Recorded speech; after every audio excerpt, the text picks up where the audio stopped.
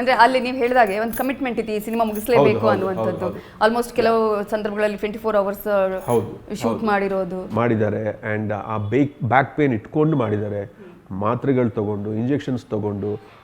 So it is not been a easy journey Darshan ಅವ್ರಿಗೆ. ತುಂಬಾ ಅವ್ರದ್ದು ಹೆಲ್ತ್ ಇಶ್ಯೂಸ್ನ ಪಕ್ಕಕ್ಕಿಟ್ಟು ಅಷ್ಟು ಡೆಡಿಕೇಶನ್ಲಿ ಮಾಡೋದು ಸುಲಭ ಅಲ್ಲ ಆ್ಯಕ್ಚುಲಿ. ಅದು ಕೂಡ ಮಾಡಿದ್ದಾರೆ. ಅವ್ರ ಕಮಿಟ್ಮೆಂಟ್ಗೆ ದೇರ್ ಇಸ್ ನೋ ವರ್ಡ್ಸ್. ಈ ಸಿನಿಮಾದಲ್ಲಿ ಯಾಕಂದರೆ ನಾವು ನೋಡಿದ್ವಿ ಈ ಹಿಂದಿನ ಮಿಲನ ಆಗಿರ್ಬೋದು ಅಥವಾ ಇತರ ವಂಶ ಆಗಿರ್ಬೋದು ಅಥವಾ ತಾರಕದಲ್ಲಿ, ಈಗ ಇವರನ್ನೇ ದರ್ಶನ್ ಅವರನ್ನೇ ತೆಗೆದುಕೊಂಡ್ರೆ ನಾವು ಒಂದು ಫ್ಯಾಮಿಲಿ ಮ್ಯಾನ್ ಆಗಿ ತಾರಕದಲ್ಲೂ ಕೂಡ ನಾವು ನೋಡಿದ್ವಿ. ಇಂತಹ ಸಂದರ್ಭದಲ್ಲಿ ಇಲ್ಲಿ ಒಂದು ಆ್ಯಕ್ಷನ್ ಓರಿಯೆಂಟೆಡಾ ಅಥವಾ ಇದರಲ್ಲೂ ಕೂಡ ಎಮೋಷನ್ ಇದೆಯಾ? ದರ್ಶನ್ ಅವರನ್ನು ಜನ ಹೇಗೆ ನೋಡಬಹುದು ಈ ಸಿನಿಮಾದಲ್ಲಿ? ಆ ಸಿನಿಮಾಗಳೇ ಬೇರೆ, ಈ ಸಿನಿಮಾನೇ ಬೇರೆ. ಇದು ಕಂಪ್ಲೀಟ್ ಜಾನರೇ ಬೇರೆ ಇದು. And having shed that, emotions ಖಂಡಿತ ಇದೆ. ಯಾಕಂದರೆ ಬೇರೆ ಬೇರೆ ಪಾತ್ರಗಳಿದ್ದಾವೆ, ಅದರದ್ದೇ ಆದಂಥ ಜರ್ನೀಸ್ ಇದೆ, ಅವ್ರದ್ದೇ ಆದಂಥ ನೋವುಗಳು, ಎಮೋಷನ್ಸು. ಖಂಡಿತ ಒಂದು ಸಿನಿಮಾ ಆದಮೇಲೆ ಈ ಎಲ್ಲ ಆಸ್ಪೆಕ್ಟ್ಸನ್ನು ನಾವು ಕವರ್ ಮಾಡ್ತೀವಿ. ಬಟ್ ಇನ್ ಜನರಲ್ ಏನಂದರೆ it's a mass entertainer, it's a ಪಕ್ಕಾ ಮಾಸ್ ಕಮರ್ಷಿಯಲ್ ಫಿಲ್ಮ್. ಆ್ಯಂಡ್ ಕಥೆನೂ ತುಂಬ ಸ್ಟ್ರಾಂಗ್ ಆದಂಥ ಒಂದು ಇಂಟೆನ್ಸ್ ಆದಂಥ ಒಂದು ಕಥೆ ಬೇಸಿಕಲಿ. ಸೊ ನೋಡೋರು ಎಲ್ಲರಿಗೂ ಅವ್ರವ್ರದೇ ಪಾಯಿಂಟ್ ಆಫ್ ವ್ಯೂಯಿಂದ ತೊಗೊಂಡು ಹೋಗೋಕ್ಕೆ, ಇಲ್ಲ ಅದನ್ನು ಕ್ಯಾರಿ ಮಾಡೋಕ್ಕೆ ಎಲ್ಲ ವಿಷಯಗಳು ಸಿನಿಮಾಲಿದ್ದಾವೆ. ಈಗ ಹಾಗಾದರೆ ಸಿನಿಮಾ ನೋಡಿದ ನಂತರ ಈಗ ಜನ ಏನು ಥಿಯೇಟ್ರಿಂದ ಹೋಗೋ ಮುಂಚೆ ಜನ ಸೈಲೆಂಟ್ ಆಗಿ ಹೋಗ್ತಾರಾ ಅಥವಾ ಒಂದು ರೀತಿಯಲ್ಲಿ ಚಪ್ಪಾಳೆ ಹೊಡೆದು ಹೋಗ್ತಾರಾ? ಸ್ವಲ್ಪ ತಲೆ ಕೆಡ್ಸ್ಕೊಂಡು ಹೋಗ್ತಾರೆ. ತಲೆ ಕೆಡಿಸ್ಕೊಂಡು ಅಂದರೆ there something for them to carry back home. So ಅದಿದೆ, ಆ ಎಲಿಮೆಂಟ್ ಇದೆ, ಲಾಸ್ಟ್ ಫ್ರೇಮ್ ತನಕ ಇದೆ ಅದು. ಪಾಪ್ಕಾರ್ನ್ ಹಿಡ್ಕೊಂಡು ಬರಬೇಕಾ ಅಥವಾ ಇಲ್ಲಿ ದರ್ಶನ್ ದೃಷ್ಟಿ ತೆಗೆಯೋದಕ್ಕೆ ಕುಂಬಳಕಾಯಿ ಹಿಡ್ಕೊಂಡು ಬರಬೇಕಾ? ಅದು ನಿಮಗೆ ಬಿಟ್ಟಿದ್ದು. ದರ್ಶನ್ ಫ್ಯಾನ್ಸ್, ಸೆಲೆಬ್ರಿಟೀಸ್ ಖಂಡಿತ ಕುಂಬಳಕಾಯಿ ಇಟ್ಕೊಂಡು ಬರ್ತಾರೆ.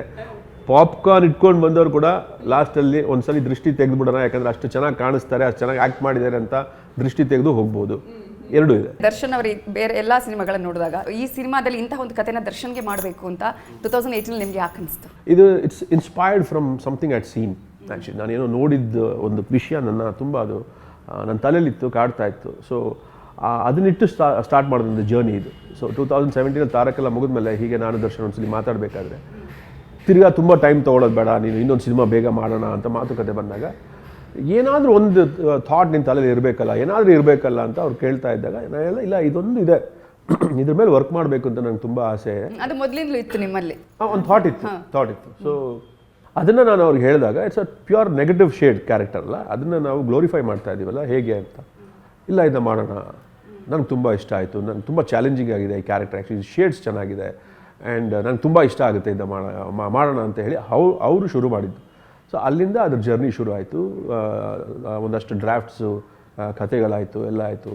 ನನ್ನ ಜೊತೆಗೆ MS ಅಭಿಷೇಕ್ ಅಂತ ಹೇಳಿ, ಕಾಂತರಾಜ್ ಅಂತ ಹೇಳಿ, ಇವರೆಲ್ಲರೂ ನನ್ನ ಜೊತೆ ಕೂತರು. ಒಂದಷ್ಟು ವರ್ಷ ಕೆಲಸ ಮಾಡಿದ್ವಿ. ಬಟ್ ಏನಾಯಿತು ಅಂದರೆ ಅದಾದಮೇಲೆ ಕೋವಿಡ್ ಆದಮೇಲೆ ನನ್ನ ತಂದೆ ಹೆಲ್ತ್ ಸರಿ ಇರಲಿಲ್ಲ. So I wanted to spend time with him. So ಅದೆಲ್ಲ ಆಗಿ ಅಷ್ಟರಲ್ಲಿ ಅವರು ಕ್ರಾಂತಿ, ಕಾಟೇರ ಎಲ್ಲ ಮುಗಿಬೇಕಿತ್ತು. ಬಟ್ ನನಗೆ ಅವಸರ ಇರಲಿಲ್ಲ ಆ್ಯಕ್ಚುಲಿ. ದರ್ಶನ್ ಹಂಗೂ ಹೇಳೋರು, ನೀನು ಪರವಾಗಿಲ್ಲ ಮನೆಯಲ್ಲಿ ಮಾಡೋಣ ಅಂತ. ಇಲ್ಲ, ಇದೆಲ್ಲ ಮುಗಿಸ್ಕೊಳ್ಳಿ. ಯಾಕಂದರೆ ಒಂದೇನಂದರೆ ಈ ಸಿನಿಮಾಗೆ ದರ್ಶನ್ ಇನ್ವಾಲ್ವ್ ಆದರು ಅಂದರೆ ಬೇರೆ ಏನೇ ಮಾಡೋಕ್ಕೂ ಈಸ್ ಅ ಟ್ರೆಮೆಂಡಸ್ ಆ್ಯಕ್ಟರ್, ಇಲ್ಲ ಅಂತಲ್ಲ, ಬಟ್ ಎಲ್ಲ ರೀತಿಯಲ್ಲೂ ಸ್ವಲ್ಪ ಇದಾಗ್ಬೋದು. ಯಾಕಂದರೆ ಅಷ್ಟು ಇದರಲ್ಲಿ ತೊಡಗಿಸ್ಕೋಬೇಕಿತ್ತು. ಅಂದರೆ ಇನ್ವಾಲ್ವ್ಮೆಂಟ್, ಕ್ಯಾರೆಕ್ಟರೈಸೇಷನ್ ಇನ್ವಾಲ್ವ್ಮೆಂಟ್. ಯಾಕಂದರೆ ಅವರು ಅಷ್ಟು ಶೇಡ್ಸ್ ಎಲ್ಲ ನೀವು ಮಾಡಬೇಕು ಅಂದರೆ ನಿಮಗೆ ಬೇಕು, ಆ ಇನ್ವಾಲ್ವ್ಮೆಂಟ್ ಇರಬೇಕು. ಯಾಕಂದರೆ ಅಷ್ಟು ಹೋಮ್ವರ್ಕು ಇತ್ತು, ಅದು ತುಂಬ ಚೆನ್ನಾಗಿ ಮಾಡಿಕೊಂಡ್ರು ದರ್ಶನ್ ಅವರು. And he always does one film at a time. But delay ಆಗ್ತಿದೆಯಲ್ಲ ಅನ್ನೋ ಒಂದು ಕಾರಣಕ್ಕೆ ಅವರು ಒಂದ್ಸಲ ಹೇಳಿದ್ರು, ಪ್ಯಾರಲಾಗಿ ಮಾಡೋಣವಾ, ನಿನ್ನ ಸಿನಿಮಾನು ಕಾಟೇರನು ಅಂತ. ಹೇಳಿಲ್ಲ, ಬೇಡ, ಅದನ್ನ ಮುಗಿಸ್ಕೊಳ್ಳಿ, ಆಮೇಲೆ ಮಾಡೋಣ ಅಂತ. ಆಮೇಲೆ ವಿ ಸ್ಟಾರ್ಟ್ ಇನ್ 2024. ಅವ್ರಿಗೆ ಫಸ್ಟ್ ಈ ಕತೆ ಕೇಳಿದಾಗಲೇ ತುಂಬ ಇಷ್ಟ ಆಯಿತು ಆ್ಯಕ್ಚುಲಿ. ತುಂಬ ಇಷ್ಟಪಟ್ಟು ಮಾಡಿರೋ ಸಿನಿಮಾ ಇದು ದರ್ಶನ್.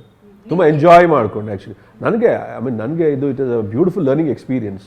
ಯಾಕಂದರೆ ನಾನು ಈ ಥರ ಸ್ಕ್ರಿಪ್ಟ್ನ ನಾನು ಹ್ಯಾಂಡಲ್ ಮಾಡಿಲ್ಲ.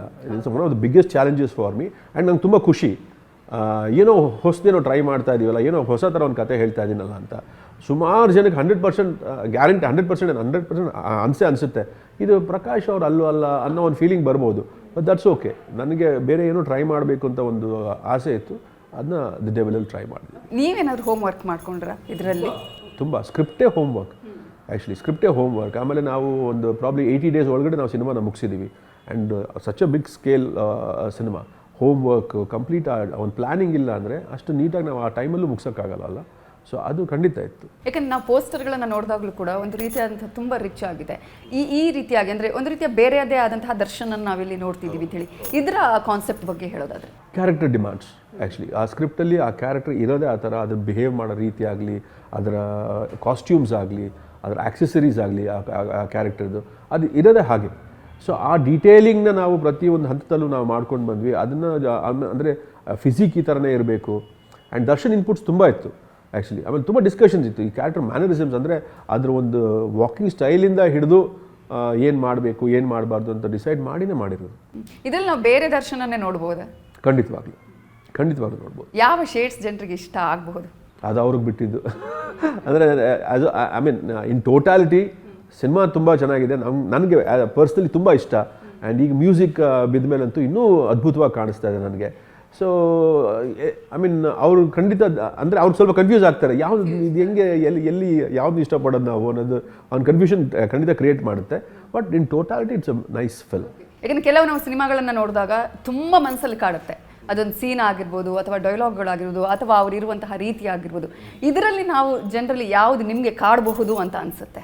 ಪ್ರಾಬ್ಲಿ ಸಿನಿಮಾನೇ ಕಾಡ್ಬೋದು. ಇಡೀ ಹೌದು ಸಿನಿಮಾನೇ ಕಾಡ್ಬೋದು ಅಂತ ನಾನು ಅನ್ಕೊಂಡಿದ್ದೀನಿ. ಓಕೆ, ಈಗ ಈ ಹಾಡುಗಳಲ್ಲಿ 3 ಹಾಡು ರಿಲೀಸ್ ಮಾಡಿದೆ. ಹೌದು. ಎಷ್ಟು ಹಾಡು ಇದೆ? 4 ಇದಾವೆ. ಒಂದು ಬ್ಯಾಕ್ಗ್ರೌಂಡ್ ಸಾಂಗ್ ಇದೆ, ಅದು ಆಮೇಲೆ ರಿಲೀಸ್ ಮಾಡ್ತೀವಿ. ಈಗ 3 ಸಾಂಗ್ನ ರಿಲೀಸ್ ಮಾಡಿದ್ವಿ, ತುಂಬ ಚೆನ್ನಾಗಿದೆ. ಅಜನೀಶ್ ಅವ್ರು ತುಂಬ ಚೆನ್ನಾಗಿ ಮಾಡಿಕೊಟ್ಟಿದ್ದಾರೆ. ಅವ್ರಿಗೆ ಫಸ್ಟ್ ದರ್ಶನ್ ಸಿನಿಮಾ, ಅವ್ರಿಗೆ ಅದರದ್ದೊಂದು ಸಿಕ್ಕಾಬಟ್ಟೆ ಎಕ್ಸೈಟ್ಮೆಂಟ್ ಇತ್ತು. ಸೊ ಚೆನ್ನಾಗಿ ಅವ್ರ ಕೆಲಸನ ತುಂಬ ಅಚ್ಚುಕಟ್ಟಾಗಿ ಮಾಡಿಕೊಟ್ಟಿದ್ದಾರೆ. ಪ್ರಮೋದ್ ಮರವಂತೆ ಆಮೇಲೆ ಅನಿರುದ್ಧ್ ಶಾಸ್ತ್ರಿ ಅವರು ಲಿರಿಕ್ಸ್ನ ಬರೆದಿದ್ದಾರೆ. ಸೊ ಇಬ್ಬರು 2 ಹಾಡುಗಳನ್ನ ಮಾಡಿದ್ದಾರೆ. ತುಂಬ ಚೆನ್ನಾಗಿ ಅವ್ರವ್ರ ಕೆಲಸನ ಮಾಡಿದ್ದಾರೆ. ಓಕೆ, ಆಮೇಲೆ ದೊಡ್ಡ ತಾರಾಗಣ, ಬಹು ತಾರಾಗಣ ಇದರಲ್ಲಿ ಇರುವಂಥದ್ದು. ಆ ಪಾತ್ರಗಳ ಆಯ್ಕೆ ಹೇಗಾಯಿತು?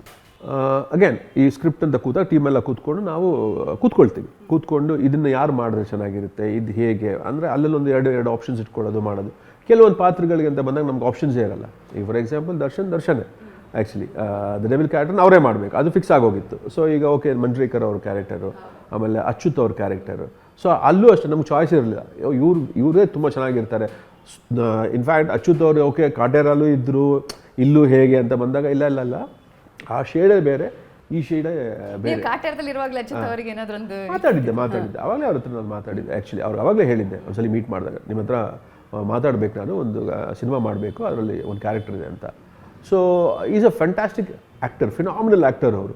ಸೊ ನೀವು ಅಲ್ಲೂ ಅವ್ರನ್ನ ನೋಡಿರ್ತೀರ, ಬಟ್ ಇಲ್ಲಿ ನೋಡಿದಾಗ ನಿಮಗೆ ಅದಕ್ಕೂ ಇದಕ್ಕೂ ಸಂಬಂಧನೇ ಇರಲ್ಲ, ಇದೇ ಬೇರೆ ಅದೇ ಬೇರೆ. ಸೊ ಆ ಥರ ಅವರು ಕ್ಯಾರೆಕ್ಟರ್ನ ತುಂಬ ಚೆನ್ನಾಗಿ ನಿಭಾಯಿಸಿದ್ರು. ಆ್ಯಂಡ್ ಗಿಲ್ಲಿ ನಟ, ಹುಲಿ ಕಾರ್ತಿಕ್, ಚಂದನ್, ವಿನಯ್ ಗೌಡ, ಶೋಭರಾಜ್ ಸರ್, ಸುಮಾರು ಜನ ಇದ್ದಾರೆ. ಆ್ಯಂಡ್ ಶರ್ಮಿಳಾ ಮಾಂಡ್ರೆ ಅವ್ರನ್ನ ಗೆಸ್ಟ್ ಅಪಿಯರೆನ್ಸ್ ಮಾಡಿದ್ದಾರೆ. ರಚನಾ ರೈ ಅಂತ ಒಂದು ಹೊಸ ಹುಡುಗಿನ ನಾವು ಹೀರೋಯಿನ್ ಆಗಿ ಕಾಸ್ಟ್ ಮಾಡಿದ್ದೀವಿ. ಸೊ ಎಲ್ಲರೂ ಅವ್ರವ್ರ ಕೆಲಸನ ತುಂಬ ಅಚ್ಚುಕಟ್ಟಾಗಿ ಮಾಡಿದ್ದಾರೆ. ಓಕೆ, ಈಗ ಕೆಲವು ಸಂದರ್ಭದಲ್ಲಿ ಒಂದು ಸೀನ್ಗಳಂತ ನಾವು ತೆಗೆದುಕೊಂಡಾಗ ಈ ಸೀನ್ಗಳ ಬದಲಾಗಿ ಈ ಥರದ್ದು ಮಾಡಬಹುದು ಅಂತ ಹೇಳಿ ಒಂದಷ್ಟು ರೀಟೇಕ್ಸ್ಗಳು ಅಥವಾ ಬೇರೆ ಸೀನ್ಗಳನ್ನ ಆ ಥರ ಮಾಡಿರೋದು, ಆ ಥರದ್ದು ಏನಾದರೂ ಇದೆಯಾ ಇಡೀ ನೀವು ಸ್ಕ್ರಿಪ್ಟ್ ವರ್ಕ್ ಆದಮೇಲೆ? ಇಲ್ಲ ಅದು ಪ್ರಾಬಬ್ಲಿ ಈ ಸಿನಿಮಾ ಮುಗಿದು 4-5 ವರ್ಷ ಆಗಿ ನಾನು ಎಲ್ಲೋ ನೋಡ್ತಿರ್ಬೇಕಾದ್ರೆ ಅಯ್ಯೋ ಈ ಥರ ತೆಗಿಬೋದಾಗಿತ್ತಲ್ಲ ಅನ್ನೋ ಒಂದು ಥಾಟ್ ಬರ್ಬೋದು ಅಷ್ಟೇ. ಅದು ಯಾವಾಗಲೂ ಇದ್ದಿದೆ ಅಲ್ಲ. ಈಗ ಪ್ರಾಬ್ಲಿ ನೀವು ಇಂಟರ್ವ್ಯೂ ಮುಗಿದು ನೀವು ನೋಡ್ತಿದ್ದಾಗ ಅಯ್ಯೋ ನಾನು ಈ ಪ್ರಶ್ನೆ ಕೇಳ್ಬೋದಾಗಿತ್ತಲ್ಲ ಅಂತ ನಿಮ್ಗೆ ಅನ್ಸುತ್ತಲ್ಲ. ಅದು for every creative person that is always there. But as of ನಾವು ನಾವೇನು ಅಂದ್ಕೊಂಡಿದ್ದೀವೋ ಅದನ್ನೇ ಪರದೆ ಮೇಲೆ ತಂದಿದ್ದೀವಿ. ಈಗ ಅಭಿಮಾನಿಗಳಿಗೆ ಒಂದು ನಿರೀಕ್ಷೆ ಇರುತ್ತೆ, ಕಲಾವಿದರಿಗೆ ಒಂದು ನಿರೀಕ್ಷೆ ಇರುತ್ತೆ, ನಿರ್ದೇಶಕರಿಗೆ ಒಂದು ಇರುತ್ತೆ, ಅಥವಾ ಚಿತ್ರತಂಡದವರಿಗೆ ಒಂದು ಇರುತ್ತೆ. ನಿಮಗೆ ಯಾವ ನಿರೀಕ್ಷೆ ಇದೆ ಈ ಚಿತ್ರದಲ್ಲಿ? ಇಲ್ಲ, ಇದು it's a proper commercial cinema. In fact ಇದು ನೋಡಿ ಮುಗಿದ ತಕ್ಷಣ ನಿಮಗೆ ಇದು ಮಜಾ ಇದೆ ಈ ಸಿನಿಮಾ. ಆ್ಯಕ್ಚುಲಿ ಒಂದು ನಿಮಗೆ 2 hours 40 minutes ನಿಮಗೆ ಒಂದು ಕಂಪ್ಲೀಟ್ ಜರ್ನಿ. ಆಮೇಲೆ ನಿಮ್ಗೆ ಎಲ್ಲೂ ಯೋಚನೆ ಮಾಡೋಕ್ಕೆ ಬಿಡಲ್ಲ ಸಿನಿಮಾ. ಸೊ ಹಾಗೆ ಅದು ಕರ್ಕೊಂಡು ಹೋಗುತ್ತೆ. ಇನ್ಫ್ಯಾಕ್ಟ್ ದರ್ಶನ್ ಡಬ್ಬಿಂಗ್ ಮುಗಿಸಿ ಲಾಸ್ಟ್ ಲೈನ್ ಹೇಳಿದ್ಮೇಲೆ ಅದೇ ಹೇಳಿದ್ದು, ಇದು ಮಜಾ ಇದೆ ಈ ಸಿನಿಮಾ. ಆ್ಯಕ್ಚುಲಿ ಎಲ್ಲರಿಗೂ ತುಂಬ ಇಷ್ಟ ಆಗುತ್ತೆ, ಎಲ್ಲರೂ ನೋಡ್ಬೋದು ಇದನ್ನ. ಆ್ಯಕ್ಚುಲಿ ಆ ಥರ ಒಂದು ಇದು ನೆಗೆಟಿವ್ ಶೇಡ್ಸ್ ಇದ್ದರೂ ಕೂಡ ಅದರಲ್ಲೇ ಒಂದು ಬೇರೆ ಒಂದು ಪರ್ಸೆಪ್ಷನ್ ಇದೆ, ಎಂಜಾಯ್ ಮಾಡ್ಬೋದು ಅಂತ ಕೆಲವೊಂದು ಎಲಿಮೆಂಟ್ಸ್ ಇದೆ ಸಿನಿಮಾಲಿ. ಸೊ ಅದು ನೋಡಿದಾಗ ಇಟ್ಸ್ ಪ್ರಾಪರ್ ಎಂಟರ್ಟೈನರ್.